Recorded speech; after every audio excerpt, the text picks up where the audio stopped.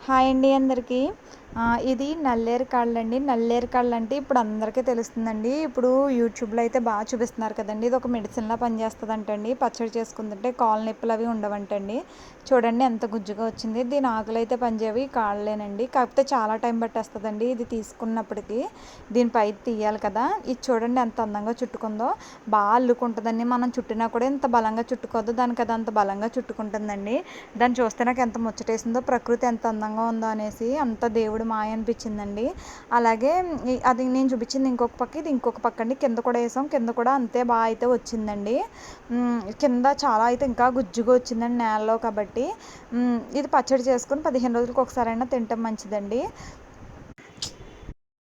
ఇంకొక విషయం ఏంటంటే, నాకు ఇప్పుడు ఈ మధ్య తెలిసింది ఏంటంటే, నల్లేరు ఉంటే నరదిష్టి కూడా ఉండదంటున్నారు. నిజమేనా అనేది కామెంట్స్‌లో తెలియచేయండి. ఎవరో చెప్పారు నాకు. ఓకే. బాయ్.